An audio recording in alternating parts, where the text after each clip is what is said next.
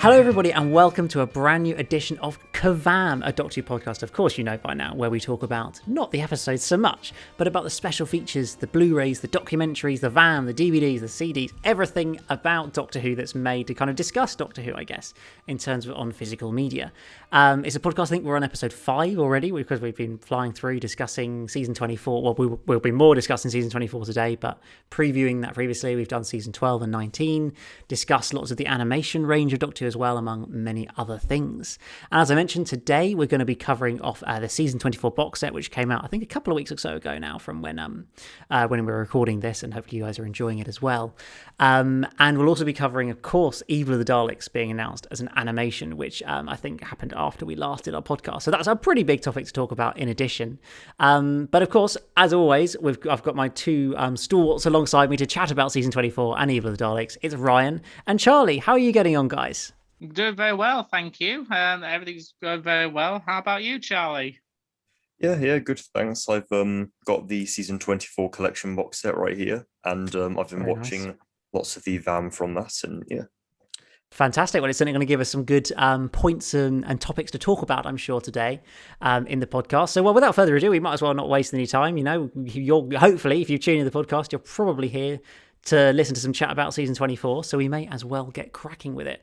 So, of course, season 24 is the 9th box set, I believe, to be released in the collection range. It was released a couple of weeks or so ago, covering what it's fair to say is one of the less popular seasons of Classic Who.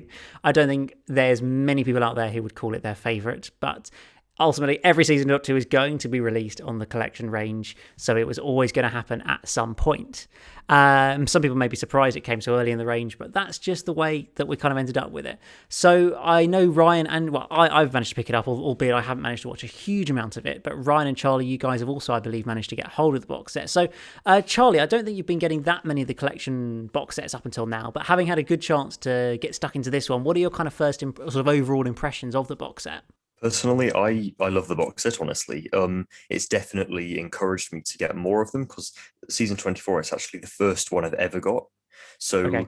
I think after watching the extended editions, the updated audio, well, I suppose not the updated special effects because there aren't any, but just all of them has definitely convinced me to go back and buy the previous releases. Yeah, exactly. I mean, I think it's great that for people who are only just getting into some of these collection box sets, the fact they're now doing, I know obviously the packaging isn't the same, and you know there's a whole debate there, but you can get these re-releases of the collection box sets. I think we've also got season 12 and season 10 and 18 alongside 12 and 19 that are now kind of freely available to pick up. So for people like yourself who didn't get that chance first time round, I think it's really great that we're getting that second opportunity to do so.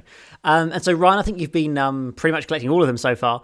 How does season 24 kind of compare sort of special features wise? I know obviously stories is a very different matter, but special features wise, how does it compare to some of the other box sets you've been watching recently? I think they've done a fairly good job of handling the special features on this range, whether it's like adding new extended features and additions to some of these stories, adding new scenes, and which I know they did a few of them before with the DVD range. They did already released an extended version of Delta the Bannerman Part 1 on the DVD release before, but to have them for every single story, I thought was a nice little neat addition, and also adding more documentaries that add more of a deeper insight into the season overall and just sort of everything that has been going on behind the scenes. I just thought they did such a great job of basically covering everything what was going on during that period of time.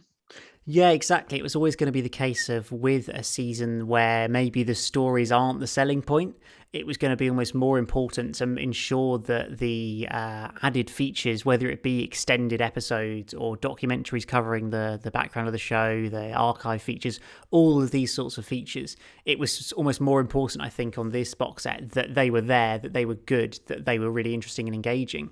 And I think, as I'm sure we'll come on to cover, the kind of production problems that this season faced for many reasons almost probably helps the VAM in some ways be more interesting, because there's more interesting stories to tell about like the making of the season, fundamentally, I think. I don't know, is that what came across to you, Charlie, watching some of the sort of documentaries about the season? Yeah, so especially with Time in the Rani, I watched the documentary about that. I think it was called Last Chance Saloon or something like that, explaining how this was sort of their last shot, otherwise it'd be cancelled. And yeah, it does sort of justify the quality of Time in the Rani to some extent. Same with Delta and the Bannermen as well, and Dragonfire. Maybe not so much Paradise Towers. I'd say that's the most stable production-wise of the season, but definitely the others. Yeah, exactly. And so, Ryan, we might as well start from the beginning, really, with Time in the Rani. I know, Charlie, you just sort of cover that off. I'm conscious that Time in the Rani, as in terms of looking at the special features to it, it's a disc that's absolutely packed. I don't think I've ever seen a menu like so full of special features when you select that part of it across it. So, I mean, what have you been able to watch that much of the disc? And if so, what have the highlights been for you so far of that? I mean, all the features are pretty much exactly the same as it was on the DVD release. The only sort of additions I suppose they've added to it was basically all the studio gallery footage, as well as the extended versions of the episodes. But most notably are the audition tapes for the Seventh Doctor. That's the new thing they added, like the full uncut audition tapes. And it's so interesting that watching the audition for Sylvester McCoy, that even during that was sort of the first time he ever got a chance to get into the shoes of the Doctor, that he seems to pretty much understand it from the word go. And it's so funny that even when you compare his performance in the audition tapes to where he is throughout the season, it's pretty much the same. So it just goes to show why John Nathan Turner thought he was the only real solid choice for the role. Yeah, I think it's fascinating seeing these. Obviously seeing Sylvester's interview tape, but also seeing audition tape, also seeing these other people. I think it was David Fielder, and who was the other chap who was auditioned? Can you guys remember? I can't remember his name. I'm gonna have to look this up now, aren't I? But seeing those two different auditions, I think it just kind of it opens a window to this bizarre alternative world where one of these other people were the Doctor, and what it would have been like watching this era of the show with a completely different Doctor, which we don't normally get that impression of because you don't have these sort of audition tapes of anybody else. So I think, having watched some of that, I thought it was absolutely a fascinating insight into both the process. Obviously, it was interesting having Janet Fielding there being the sort of companion character to the Doctor as well. I thought that was a nice little extra sort of nod. And yeah, I think it's just fascinating insight, isn't it, really, into the sort of process of auditioning as well. I think that was really, really fascinating. Did you find that when you were watching some of this, Charlie? Absolutely, yeah. I think it was definitely very interesting seeing these other actors. But even though the other actors were really good, just as good as maybe the Eighth Doctor or something like that, I do think Sylvester was definitely the person they should have gone with, and I'm glad they did. Yeah, exactly. Dermot Crowley was the other chap who was auditioning. David Fielder and Dermot Crowley. I felt, with this sort of podcast, we need to find that information out. So yeah, I know you guys have mentioned a couple of times the extended episodes, and I think we had a chat about this in the previous podcast about kind of there's positives and negatives to having extended episodes, and it's sort of that thing of a story when often episodes that are released on TV. There's a reason they're the length that they are. Sometimes it is, of course, due to time restrictions, but often they're the length they are because that's all the interesting content that's got into the episode. And sometimes those deleted scenes don't really add anything. They just kind of drag out the story even more. So you as having had a chance to watch some of the extended episodes, I don't know, did you find that it enhanced some of these stories or didn't really add a lot? It was kind of touch and go. There were times where it did add like an extra little scene or two, does help give a bit more context, but sometimes it just does feel like extended padding that just didn't need to be there, and it's a case of personal preference, I suppose, really. Charlie, what about you? I do kind of agree with you there, Ryan. It's definitely a bit of a mixed bag because, say, in Paradise Towers, they actually had some really entertaining extended scenes there, whereas, let's say, in Time in the Rani, all I noticed was some more of Mel screaming in a quarry. Yeah, that was about all the extended we got for Time in the Rani. Whereas, say, Dragonfire, that had a bit, and Delta and the Bannermen's I already saw on the DVD. Sorry. Yeah, exactly. Funnily enough, with Delta and the Bannermen, one thing I did a little bit, I felt did add was that TARDIS scene at the beginning that wasn't in the transmitted version. I feel like, and funny enough, Andrew Carmel said that he dislikes doing TARDIS scenes for some reason. He just doesn't like them. But I don't know, maybe it's because a little tiny bit of a traditionalism in me. I do like a good old TARDIS scene between the Doctor and the companion. So it was good, nice to have that at the beginning of Delta and the Bannerman, and how that links into them, well, meeting Ken Dodd at the beginning. Exactly, yes, a rather unique start to an episode, shall we say, among other things.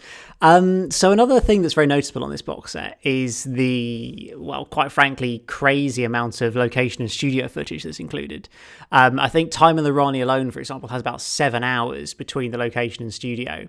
So much so that, you know, the way the box set has been laid out is you get the story, disc one's the story, and all of the special features, then disc 2 is the extended version, plus just the location and studio footage, because there is literally 7 hours on every single disc, or every other disc, essentially. So it's pretty bonkers. I mean, I you know, it's not something I would rush to watch, so I can't imagine you guys have really sat down and watched too much of it yet. But I still think that, you know, you can sometimes get some interesting things, but I feel like more than ever, this amount of studio footage is really going to become background viewing rather than something you're really going to sit down and pay any attention to. I don't know, what did you think about it, Charlie? Well, I've only seen the studio footage for Paradise Towers. Actually, it's my favorite story in the season. Yeah. And about 5% of it was actually quite funny. It was bloopers. It was like sort of, you know, misplaced like choreography with, you know, how the movement of the characters. It was quite entertaining. About 5% of it, and the other 95%, yeah, was background viewing. I'm not rushing to watch any of the other studio footage. Yeah, I don't know. Ryan, have you bothered with any of it yet? I haven't really bothered with it that much. I mean, I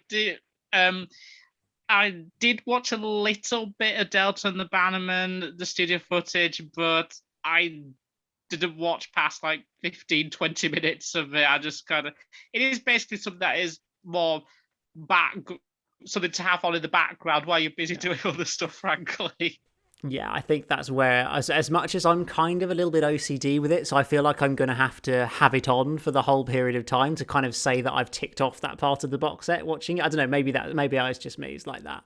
But I feel like I'm going to have to find a way to have it on for 6 hours or 7 hours, but probably, as you say, doing other stuff at the same time to try and, I don't know, keep it interesting, because sometimes there's only so many times you can watch them do the same scene over and over again because they've slightly screwed it up. Like, it does get a bit, I'm sure for the people on set it gets tedious, and watching it does sometimes get a little bit tedious as well. As much as you mentioned, Charlie, there are those few funny moments, those interesting moments that do also, I think, make it worthwhile having it on there, because I know there are some people who find it really sort of, you know, really interesting to properly sit and have a watch of. So that's a sort of a big aspect of it. The other kind of thing that we get on all the box sets, of course, nowadays is behind the sofa.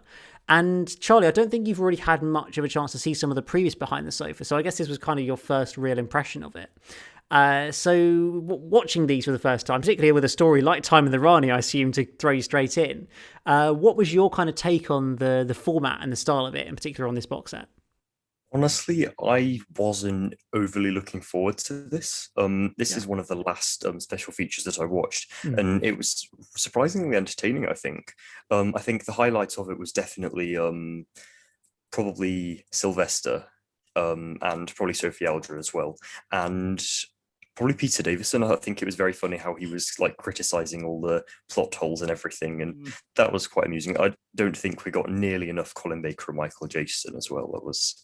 We didn't get much of them, but yeah, it was nice as well seeing Sophie Aldred react to like the previous stories that she wasn't in, but Sylvester was. Yeah, no, it's always interesting to get those different perspectives of sort of actors who played characters very close to the time these episodes were on, but not quite in them. So they've kind of got that perspective of the era, but not necessarily the stories themselves. Ryan, obviously you sat through many a Behind the Sofa before. I you know, obviously it's Janet Fielding still hanging around among other people in there. What's your take been on Behind the Sofa for season 24? Well, first off, I was actually really surprised Janet Fielding didn't comment or mention the fact that she auditioned with Sylvester or the actor Doctor. That really surprised me. I thought she would offered like a tidbit on that, but I was really surprised. Apart from that, I do agree, Charlie. It was funny seeing Peter sort of criticize it, and primarily the fact that he makes the running gag of the fact that his daughter's Georgia Moffat or Georgia Tennant considers Sylvester her favourite Doctor just to annoy him, which I think is just brilliant. And also the running gag of him just having wink envy whenever he sees the title sequence of Sylvester winking, and he always rubs him a little bit, and it's just really funny. But yeah, the highlights is definitely seeing Sylvester talking about getting into the role of the Doctor, sort of him stating that in the beginning that he wasn't sure what he was doing. He just brought his usual comedic back of tricks, basically. And I think it was once it got to Paradise Towers or Delta and the Bannerman where he realized, oh, I've been given a great role here. I could do so much more with this. And that, hearing that coming from him, I thought it was really fascinating and just really insightful. Yeah, I think it's such an interesting perspective to be able to gain. And I think that's what, as much as I wouldn't say I always love Behind the Sofa, I think that is where it can work really, really well and just really give you something different that you don't get from the making of or from the audio commentary or whatever. Just having those different characters reacting to the episodes, I think, can be absolutely fascinating. So that's Behind the Sofa, and I'm sure we'll have many more time to talk about it because it's going to be on every single one of these box sets. And I guess there'll be 150 of them or something by the end of it. Just a random thought. I wonder if they'll get people to do Behind the Sofa for the animations if we ever get to that point. What do you guys? I really stumped me this question. What's your thoughts, Charlie? Do you think they'll do Behind the Sofa for animated episodes? That's an interesting question. I've never really thought of that before. I sort of thought they would as soon as I heard that question, because they'll be in, hopefully, in seasons 1 through 6 as box sets. Yeah. But at the same time, maybe not. I'm not really sure, to be honest. I suppose we'll have to find out when they hopefully release season 1 in a box set in 2023. Exactly. Yeah, Ryan, any odd thoughts? I mean, I remember it's really touch and go at this point. I remember when they did the animations for the recent ones, and even going as far as back as the Moon Base and some of those animations, I don't think they did audio commentaries with the cast for those specific stories. And it's mainly the people behind the animations and other people that were involved in sort of the production. And so, I mean, it's really touch and go at this point. I mean, I would love to see them react to it, because I feel like it would be ever so fascinating just to see how they react to the animation, if it thinks it measures up to how they remember it when they filmed it all those years ago, or if they might be a bit turned off by it. I think it'll be interesting to see if they do that. I hope so. Yeah, I hope that they do it. I know we're really off at a tangent here, but I hope they do it. I think it would work most effectively if it's with people who were in the story or involved in the production of the story. Because I feel like if we get the old duo, Janet Fielding and Sarah Sutton, on there, they're just going to sit there and criticise the animation, most likely. Because I feel like that's something they're going to do. Oh, that set doesn't look like... I don't know how would they have done that in 60s Doctor Who and whatever. I just can imagine and picture that ending up happening. So I feel like you'd need to put more focus on anybody who is still around, who was involved in the production, to be coming on, Annika Wills or somebody like that. Who for some of the second Doctor stories, I think, and first Doctor stories, I think would be fascinating. So I don't know, that's a random point, but I guess maybe if at some point, as you say, Charlie, we finally get a black and white season, or maybe for the anniversary or for something like that, it would just be nice to actually have that opportunity to find out really what's going to be happening. So anyway, coming back to season 24, because we've gone off to a tangent a little bit, we've covered off Time of the Rani, and Paradise Towers, the kind of main new feature, at least on the disc itself, it's not that connected to the story, is the Doctor's Table feature, which I know they did on season 23. I think did they do it on season 26? They do it on season 26 as well, I think. Did they? I can't quite remember, I have to be honest. But certainly they've done it before. I don't know, Ryan, presumably you managed to watch the previous one. So how does this kind of compare? How did you get enjoyment out? Have you got a lot of enjoyment out of this feature? I pretty much enjoyed just as much as the one from season 23. It's basically the exact same format, really, of them sitting around a restaurant table, collecting questions and sort of from the TARDIS cookie jar, and basically offering their little pieces of trivia that season. It was just basically more of the same as it was with that particular previous Doctor's Table. It's just the differences. It's just with different people, and I will say, if you liked the previous Doctor's Table, you will like this. If not, then this isn't really offering that much different. Yeah, Sorry, go for it, Charlie. Oh, thanks.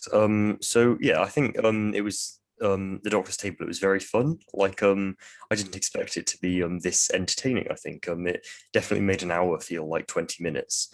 I do hope to do more of these box sets, but as you said, Ryan, if they are a bit samey, I do hope they only do one Doctor's Table for each season of an era. I think I have a feeling they might do more of these for the 80s box sets, because I feel like they've got more of the cast from that particular era of the show. So if they are going to do more of these, I feel it will definitely be for more of the 80s seasons, definitely. Yeah, exactly. I think the key sort of thing with it was almost having enough of the cast there to be able to do it with. And as you say, sort of with a lot of the earlier seasons, obviously we don't have much of the main cast still there, sadly. So I think as you say, we've had season 23 and now season 24, so we've got a 6th and a 7th Doctor one. I guess maybe on the next 5th Doctor season, whether it be, well, probably season 20, whether they look to do one for that with, you know, the old crew from the 5th Doctor era. I don't know. I feel like that'd be the most obvious one, but I can't see them doing too many more after that. Being you know, just because the people unfortunately aren't still there with us to be able to contribute and give us the entertainment. So we move on past that. The next kind of main new features. There's the odd, you know, bit of archive footage or whatever, or audio things on the Paradise Towers disc, but there's not a lot else there. Obviously, you've got the extended version of the location and studio footage again, but it's all you know, it's great, but it's also, you know, repetitive stuff. We don't need to cover it over in too much detail. So we move on to Delta and the Bannerman, and of course, Delta and the Bannerman has a brand new making of documentary called Holiday Camp, which I think is a great name. Frankly, I think it's just, you know, it fits really nicely. And so, what did you think of the documentary? And though obviously this was a story they decided against doing a making of back in the DVD range, did it feel like it worked as a documentary now? Like, did they manage to kind of find interesting angles from it? Because often the reason they didn't do documentaries for the story sort of making of back in the day was because there wasn't necessarily that much interesting in the production to talk about. So how did you feel this documentary came across, Ryan? Well, this has definitely added a new insight to the story for me. I mean, I've always found Delta and the Bannerman to be something of a guilty pleasure, because it's so weird and bizarre, and it's so great to hear even the cast and crew feel kind of the same. Talk about how just weird and bizarre it is, down to the green babies and just the weird design of Gavrok, and how that was actually, I did not know this, the fact that some of the choices of the mannerisms of Gavrok was all the actor Don Henderson's idea. I did not know that, so it was very interesting just to hear how some of the actors approached their roles, and also hearing some troubling aspects of the fact that some of the parts of the camp that they were staying at was very run down, and it was clearly on its way out, which really surprised me, as well as the fact that which I did not notice this, and I wish I did, when Sylvester McCoy was doing these motorbike stunts, the fact that he couldn't see properly without his glasses, and as a result, the actor, I can't remember his name, who played the owner of the camp, went off the motorbike and landed in a bush, and so as a result, when they were doing the wide shots, Sylvester had to wear his glasses, and I can't believe I didn't notice the fact that in those wide shots, you can clearly see Sylvester's got glasses on. I wish I'd noticed that, and for some reason I didn't. And yeah, it was just weird. It was so fascinating just to hear them talk about which is honestly just this weird musical episode with a dark undercurrent underneath it. It's a great way to sum it up, really, isn't it? I think. Charlie, what was your sort of perspective taking on the documentary? I think as for the story, it's an absolutely brilliant story. Like Ryan, I love it. It's just from everything down to the Welsh beekeeper and the weird green painted baby and everything. It's so strange. Yeah, it's really fun. But as for the documentary, I don't know. It did have some interesting things, like you said, Ryan, about the doctor's glasses and Mel sitting on those cushions in the sidecar as well. Yeah. Yeah, and but I did think that they were kind of running out of things to say, and the last sort of 20 minutes didn't really need to be there. Yeah, I can't feel that. I mean, Delta the Bannerman, as enjoyable it is kind of a little bit of a light. a bit lightweight at times. So it is quite kind of hard to kind of find more stuff to talk about it, considering how, as I said, how lightweight it is. But it was also really interesting to know the reason why it was primarily all location shot is the fact that with the last two stories, they decided to have one story be on location while the other be completely in studio, which was why the fact that with Dragonfight was just all inside the studio as a way of trying to maneuver the production schedule around. So it was very interesting to hear that tidbit as well. Yeah, I mean, I think that's what's great about those documentaries is you always just find out there's little bits of information that just make everything make more sense. Almost among other things, I think sometimes a reason that, that as you even just simple things, like finding out a little thing you never noticed about Sylvester and his sunglasses and where I have to wear glasses and things like that. I think for certainly for me as a fan, I just find those things fascinating. I think it always just adds a bit more fun and just always like something to look out for now when I watch the stories. Oh, look at that little thing I hadn't noticed before. It's there.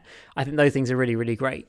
But as you sort of mentioned, Charlie, I think it's the challenge now of the Blu-ray collection range, whereas back in the DVD range, making your documentaries often would be 20 to 25 minutes. And, I guess maybe back then they were a bit more kind of just serviceable. Like they told the making of the story, they did their job, but they weren't, they were just a load of interviews, people discussing the production, and that's basically it. There wasn't much else to say.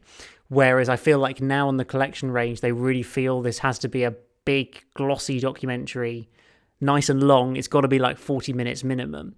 And so, I think we've seen this with other stories. Some of them work better than others. I think it helps when you go out to lots of the locations and things. I think like the Black Orchid making of, among other ones like that, and Castrovalva as well. I think was like that on season 19. But I think it just means that it can drag along slightly too far when there is stuff to say about the making of the story, but sometimes there is not 45 minutes worth of stuff to say about the making of the story that's still interesting. So it's always a balancing act, I think, the making of. And I think in general they strike the right balance, but sometimes, as you say, Charlie, in this one maybe in particular, it can just be slightly too long. So that probably covers us quite well off of the making of there. There's a couple of 50th anniversary interviews with Bonnie Langford on the Delta and the Bannerman disc, and again, a load of behind-the-scenes little press video or sort of news videos from the time when people went onto the set, and all of that kind of stuff's covered off on there. And again, the same old location footage, but also a cut-down version of the rap party from that season. Or was it? I think it might be just from Delta to the Manor. I can't remember if it's the season or just Delta. I don't know if any of you have got round to watching that yesterday yet. I know it had been up on YouTube for a while, and I've seen a bit of it from when it was just sitting on YouTube. For whatever reason, they've had to cut it down for the Blu-ray. But I think things like that are just fascinating. Seeing kind of the cast and crew at the time, but completely not in work mode, as it were, in part of the production or acting or anything like that. I don't know. Have either of you been able to watch it yet? I haven't been able to watch it, but I think I did see a bit of it on the. I think it might have been on the Here's to the Future documentary, where they were showing footage from that rap party and just seeing the cast and crew on fine form and seeing some of the cast impersonating John Nathan Turner, even while he was there, which was. I was very surprised that he took it all on the chin and he was in good form. So I'm happy that they all seem to have had a good time, considering what a turbulent time of the show it was going through. Yeah, exactly. Charlie, have you had a chance to watch any of it? Just like Ryan, I haven't yet, but I did watch Here's to the Future and did see that. And yeah, like you, Ryan, I did find the JNT impersonator pretty funny. But yeah, I've only watched some of the major stuff on, like, in terms of the VAM on this so far. Yeah. And when I get to season 24 on my marathon, I'll probably watch all of it. Yeah, that's always the way, isn't it? When you just kind of get the new box set, you cover off a couple of little bits and bobs that are particularly interesting, but then when you're marathoning it through, you're doing all the VAM at the same time, which I'm doing at the moment. I just finished season 19, going to start season 20 soon. If only they'd released that season 20 box set sooner. It's a sad time. But then you really go in depth and cover everything off that was on the original DVD, that's on the Blu-ray, and all of that, I think, really. And as a couple of you mentioned, as you both mentioned there, in fact, shall we cover off the Here's to the Future documentary? Because although I haven't finished it, I've watched quite a bit of that documentary, and I think it's one of the most interesting things on the box set, personally. I often find those kind of retrospectives of like a whole season or a whole era. I know they did one for like the Fifth Doctor era. They did one for Colin's era back in the DVD range, among other things. And I just think those kind of more overall documentaries that really cover a season from beginning to end, how it was all put together, why, quite frankly, season 24 was such a mess in places. I think documentaries like that are fascinating. I think this does a great job of really telling that story in an interesting, not in just a very dry, let's interview Andrew Cartmel and whoever else and just hear them say what happened, but just do it with a little bit more interest, I found, from watching some of it. I don't know, Ryan, you said you both had a chance to watch it. So Ryan, what was your kind of feeling on Here's to the Future?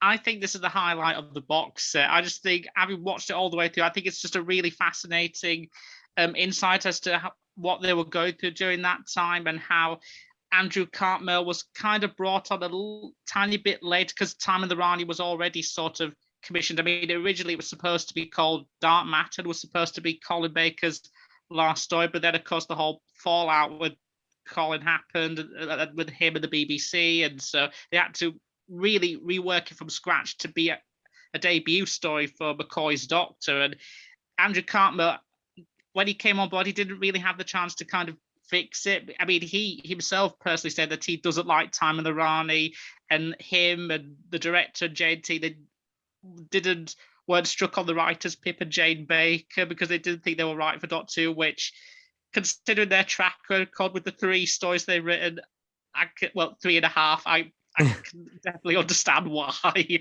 They're not Who's best writers, it's fair to say.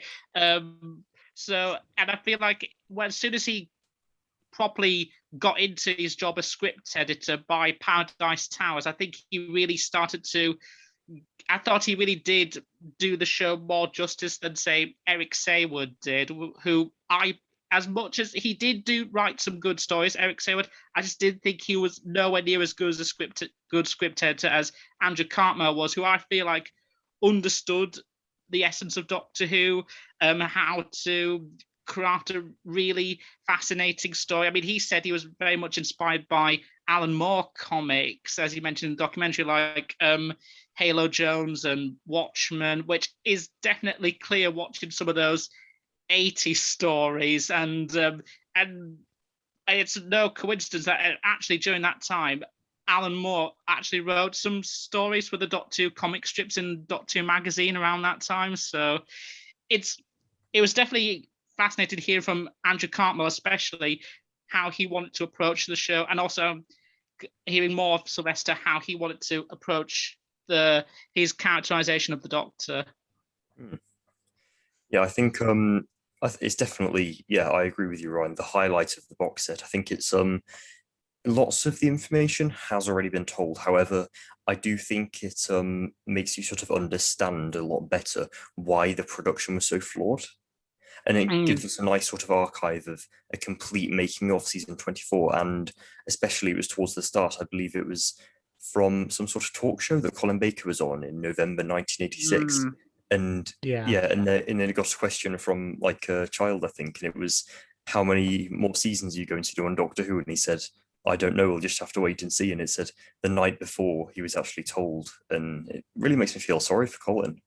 Yeah, I feel really bad for Colin. He was really done dirty by the BBC, especially by Michael Grade and Jonathan Powell. And it's just, and hearing him say, if I had the chance to go back in time, I would start from the very beginning. And it's just, that really broke my heart a bit, just hearing from Colin. And I just feel like, had he had Andrew Cartmel as a script editor, I think his era would have been way better received than it was. And frankly, considering everything, the fallout with Colin Baker and also the fallout with Eric Saywood, it's a miracle that season 24 was at least salvageable, considering that they started off with no script editor, no doctor, mostly no scripts, and they had to start production within 8 weeks, and they only had 4 months to film. It's frankly a miracle season 24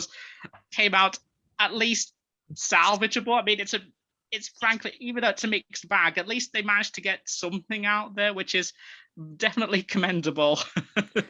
Yeah, exactly. I think it's fair to say that yeah, as much as say season 24 isn't brilliant, but the fact that it actually came together at all is a miracle in many ways, given you look at some of the production problems they went through. I think another thing that's actually, just as you mentioned, and I think the gut punch you get right at the start of the documentary with Colin saying he wished he wanted to go back to the beginning of his time, having just found out that he'd be, not being kept on. The fact that Colin is as nice as he is about the show and still wants to talk about the show and be interviewed about it, given how dirty he was done by the show. Like, he'd be well within his rights to have just had nothing to do with Doctor Who ever again. And so I think the fact that he still loves the show, still wants to be involved with it, is just a testament to what a lovely person he is, frankly, and the fact that he really wants to get involved with it again. So I think that's really, really brilliant. We're really lucky to have a guy like him having been the Doctor and be the character that he is, given the way that he was dealt with when he was on the show itself. Yeah, definitely. And as I said, and the fact that he was done dirty not just by the BBC but also by the script editor as well, because Eric Saywood himself said that he wasn't a fan of Colin as the Doctor. And again, if they just got rid of Eric Saywood and just had maybe if Andrew Cartmel had just come on much earlier, I'd feel like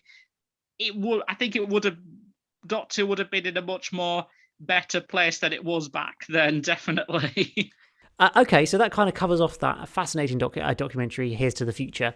And so the final real new thing, I'd say, on the box set, I know there's the odd bit here and there, but the final real new thing is the Sylvester McCoy in Conversation feature.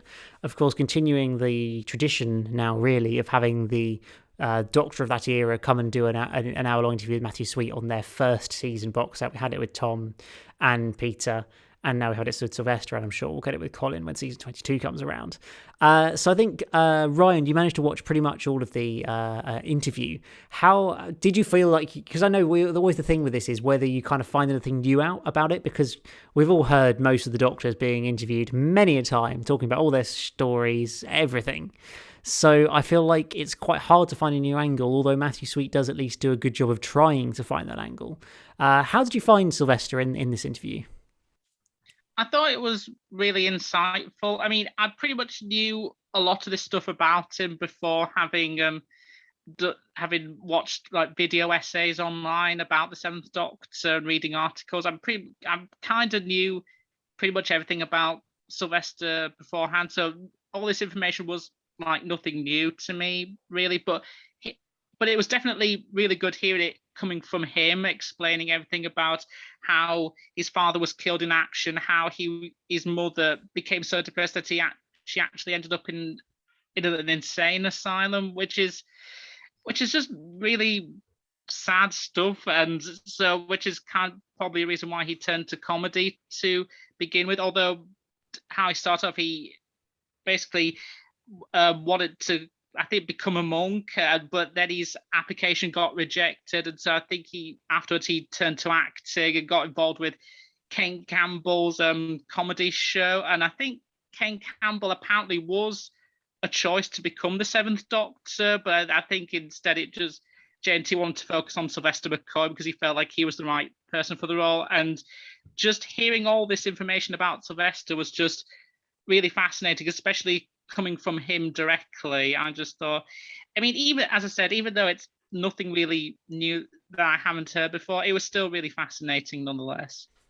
Yeah, exactly. I think that's always the way, isn't it, with these interviews, is although a lot of it may have been told before, often they're in separate interviews, and so bringing it all together and just those extra little tidbits, maybe with a bit more time to consider these things than previously, I think it still adds something to it. And so I think, Charlie, you've seen some of the interview. What was your sort of takeaways from what you managed to watch? Ryan more or less summed up at least the part that I saw. I think, many an experienced Whovian knows a lot of this stuff already, but I think especially the way that Matthew Sweet interviews and the way especially that Sylvester McCoy responds, he's very articulate. It just makes it a lot more interesting regarding those two people rather than the information that's actually being told. Yeah, it's the sort of engaging characters, isn't it, that they are really. I think Matthew Sweet is very much, I guess, an intellectual, I guess, if that's one of a better word. And, he always has a very intellectual way of sort of forming questions to ask. And as you mentioned, Sylvester is a very articulate person and character. And so he's always going to give you a really, really interesting answer, even if it's sort of covering the same ground, it still is just worded in such a way that you really can engage with it and find it quite interesting. So that's actually a really interesting point, I think, there. So that pretty much covers us off for all the features of season 24. The features that are new, because if we sat and went through every single feature on this, firstly, we'd need a whole lot more time to watch them first, and secondly, we'd need about a 10-hour podcast, I imagine, or at least the length of one piece of studio footage to cover it all off. But yeah, overall, you guys haven't watched as much as you have. What are your overall thoughts on season 24? Firstly, we'll come to you, Charlie. It's your first collection box set. You mentioned at the start it's kind of sold you on them, made you want to get more of them. How overall do you kind of view it, sort of looking back over it? I think it is definitely a really nice way to watch these stories. Like, the DVDs are nice, yes, but it's a lot more practical having these. Yes, because it takes up a lot less space, really. Yeah. And even says on the back, complete your Doctor Who archive with the Ultimate Collector's Set. It's like literally an archive, once they've released all 26 of these, of every Doctor Who story, plus hundreds upon hundreds of hours of special features for every single box set. It's just a really nice way to have a complete sort of archive of it all. Yeah, exactly. Ryan, how does it compare to previous box sets you picked up? Considering that this has been a notorious season that has people not remembering fondly of it, I thought they did a really good job of doing a really good job of making this set more appealing. Certainly, I mean, I've always feel like season 24 is a bit underrated. It's a mixed bag, definitely, but I remember it a bit more fondly than, say, season 22 or 23, especially. But I feel like this set did a really good job of basically offering more insight as to why season 24 was pretty much the mixed bag that it is, and maybe hopefully give people the opportunity to give it really a second chance, because I feel like there's more. I think there's definitely more good in this season than people remember. Definitely. Yes. Absolutely, yeah, I do agree, Ryan. It's a very, very underrated season. I say lots of people consider it their worst favourite. My worst favourite, although it's very unpopular, is probably season 11. With John Pertwee. I think it's got to be one of them, and I just say that one's it. But yeah, season 24 definitely very underrated. Well, that's a controversial opinion coming up against two Pertwee fans here. But I will give you Monster of Peladon's not very good. Death of the Daleks is okay, not great. Invasion's got the problematic dinosaurs, but I think the Invasion of Dinosaurs is underrated. I mean, Time Warrior's really good, and and I think and also Planet of the Spiders is a solid farewell to Pertwee's Doctor. I mean, not my favourite farewell story for a Doctor. I mean, I think Capaldi's last 3 episodes are definitely the best farewell for a Doctor, in my opinion, certainly. But I think it's definitely up there, certainly. Yeah, exactly. Anyway, we won't get into too much of a John Pertwee debate. I'm sure that will come in future podcasts when we get another Pertwee season coming around at some point in the future.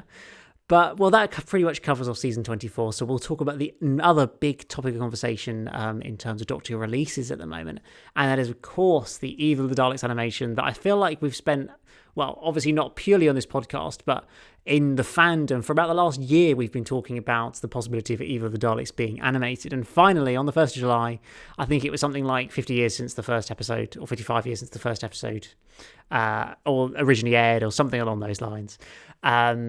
They're going to animate it. Finally, we've got it. 7 episodes full of animation. Obviously, there's the existing episode 2 that will be there as well. They're doing a color animation, black and white animation, the kind of usual, really, in that sense that we kind of almost got used to of having these animation options. You've got the telesnap reconstruction for the other 6 episodes. It's really very exciting. And also, I think it's worth noting, unlike the previous animations where they were announced like a year before they've been released, we're getting this on the 27th of September. It's only like 2 months or 2 and a bit months away. We've got, Web of Fear to look forward to in August, and then Evil of the Daleks in September. I think it's absolutely fantastic and frankly quite surprising. Although I guess if the rumours came out a year ago, that's probably when they started actually working on it, and when, based on previous ones, they would have announced it. But they went against that on this occasion. So Evil of the Daleks, we got a very, very short teaser trailer. Which, gives some indication of the animation, but not a huge amount. Straight off the bat, my own opinion was this looks better than Web of Fear. But, we talked about Web of Fear in the last podcast and the questionable animation. At least that's only for one episode. Whereas I think this is done by the same people who did like the Faceless ones and stories like that. So it's very much coming from a team who are well embedded into doing animated Doctor Who. And so we should get a similar style to some of those previous ones. So Charlie, Evil of the Daleks, is it a story you know a lot about? Have you ever covered the reconstructions or the existing episode or anything like that? I haven't watched any of the reconstructions. I don't know if they're on the Lost in Time box set or not, but I plan to get that sometime soon. Mm-hmm.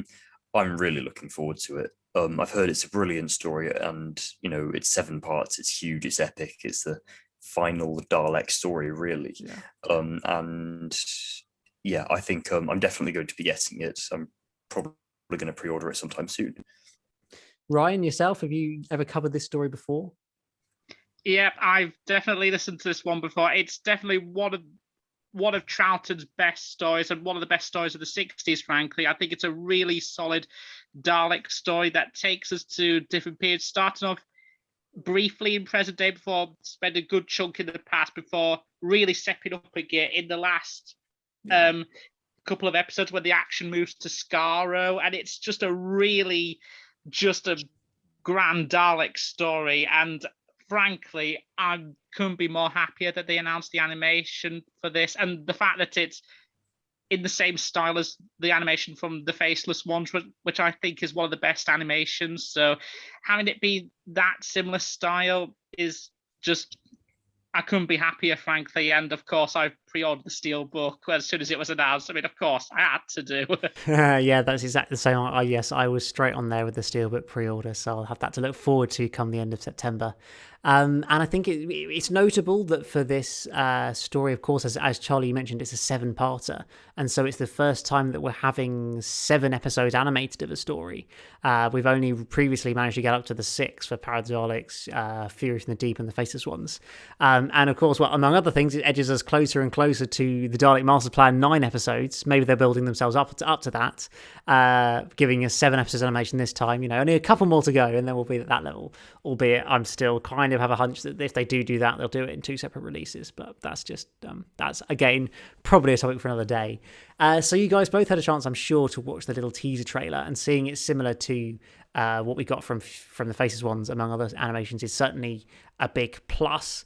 Did that kind of just increase the excitement really for you being able to watch that little teaser of the animation, Ryan? Yeah, definitely. I mean, the Dalek animation is just as smooth as it was in the special edition of Power of the Daleks. It's just as smooth as it is with that, and the character animations are definitely as good as it was in both Macroter and the Faceless ones. I feel like it's that similar sort of animation. I feel like it's the style that perfectly suits this kind of story, and I'm frankly looking forward to those scenes on Skara where they confronting the Emperor and the Dalek Civil War at the end. And that's the bit I'm going to be looking forward to see how they're going to handle that particular final battle in the story. Yeah, exactly. It's interesting because, of course, this story was, I remember, billed at the time as almost like the final end of the Daleks, because they thought that they were going to lose, that Terry Nation was going to run off with them and do his own TV show with them. So this story was very much written, designed as being the last ever Dalek story. So I think some of those, you say there's really big scenes at the end of the story on Skaro with the Dalek Emperor and all that, have been so hard to get a really good impression of with the sort of just the telesnaps and a little bit of kind of, I think, studio footage or something along the lines of that. So to finally get that in all its glory, see the Emperor Dalek in animated form, the kind of vast expanse of Skara and everything, I think it's just going to be fascinating and really give us a much better impression of the story. Because as much as I enjoyed it when I covered it off in the reconstructions and the existing episode, I feel like I couldn't quite get as much as I wanted to from it just because I didn't have that moving picture. I found that was more difficult to really find enjoyment out of compared to some of the other reconstructions. Maybe I should have tried the audio, of course. But yeah, Charlie, does this sort of little teaser give you real excitement for the animation to come? Yeah, it does. It's very much a breath of fresh air after the Web of Fear, which obviously we talked about in length. And yeah, the animation obviously harks back to Faceless Ones and Macro Terror, which are probably my favorite two animations. And yeah, it's just more relieving than anything. And it sounds, I don't know if I'm just like not hearing it correctly. It sounds a lot like the Emperor Dalek is being revoiced by Nicholas Briggs. I saw somebody on Twitter mention that, and I'm pretty sure it's the original voices. I do know what you mean, having listened to it, but I'm pretty sure somebody working on it said that was the original voices they used in the story, and just they're really, really good Dalek voices. Yeah, I remember listening to the audio and just hearing the Emperor Dalek, and it's definitely it's exactly the same as that. That's how the Emperor did sound back then. It's no wonder that Nicholas Briggs wanted to use that same sort of voice for the modern Dalek Emperor as well as all the Supreme Daleks.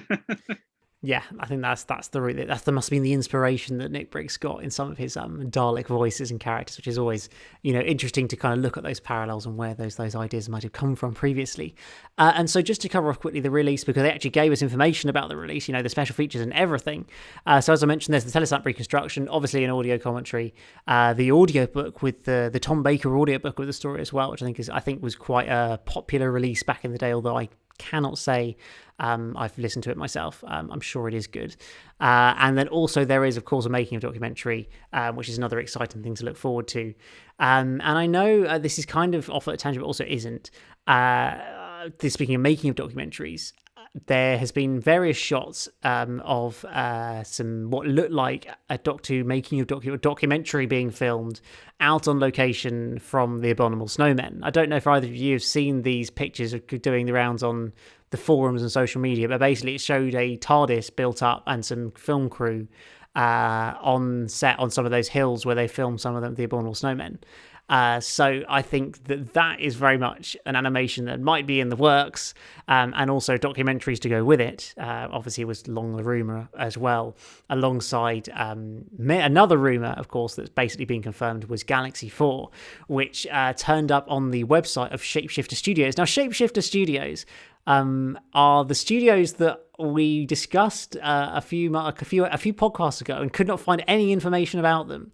It seems that even when you stick their name into Google, their website doesn't actually come up, but someone else found their website somehow. And actually, it's all right. There's a load of info on there. But it did say that they were working on Galaxy 4 in their credits of the things they were currently working on. Then the next day, the website was down and it was gone, of course. So you basically just confirmed it there. So pretty clearly, we've got Abominable Snowmen animation and Galaxy 4, well, unless they've suddenly discovered the story, but let's be real, they probably haven't. And also the Galaxy 4 animation to come. Assuming we have, how do you guys feel about, I know we discussed it before, but given it looks basically certain they're both going to happen, how do you guys feel about the prospect of it? Charlie, what are you thinking about that? I'm not a huge fan, to be quite honest, of Galaxy 4. I've seen the surviving episode, and I've seen the recons for the other three, and I doubt it's the most thrilling episode. I'm not an overall huge fan of season 3 in general, but it'll still be nice to have the story, and who knows, maybe my perspective might be changed if it is animated. And it does surprise me actually that they're doing a Hartnell story, because they seem to be focusing on Troughton, obviously.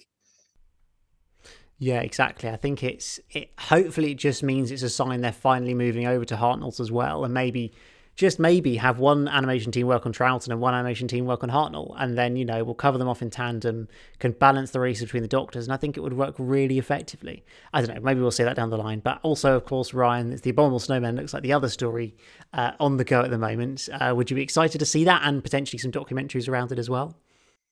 Absolutely. I think the Abominable Snowman is a really solid story, and if they did do that, it would pretty much cover the whole period of Victoria as a companion. They will have finally completed sort of every single story that she was in, and I do think it's a good story, especially with the Web of Fear coming out, to have the first Great Intelligence Yeti story also completed as well, to kind of fill in more of that history, as well as also how they first met Professor Travers, and it's definitely a good story to check out, and it's definitely eerie in places, which I think adds a lot to why I think the Abominable Snowman is such a great story.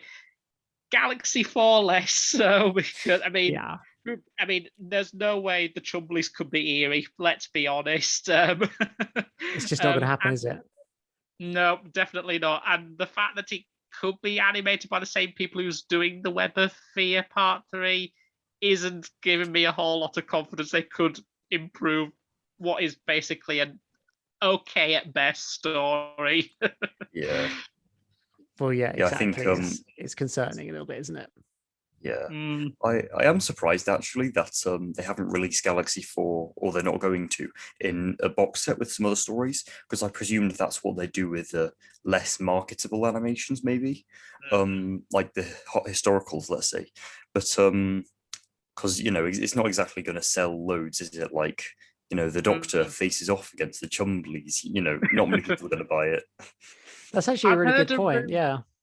I think I've heard a rumor that maybe the reason why they're not doing the historical ones is because I think I've heard that they're getting the attention to detail with the settings and the costumes. I think it would take way too much time, way too much resources to try and get it accurately done. It would have just apparently would take them forever to do a historical story, which is a shame, because I would love to see them do, because I do think the historical stories of the 60s are just really well done. I would love to see them get animated someday, whether it's like, say, Marco Polo, The Massacre of St. Bartholomew's Eve, or The Highlanders, especially because that was the first story with Jamie. So I think, considering how such a popular companion he is, I would really hope that they give his introduction story the treatment it definitely deserves.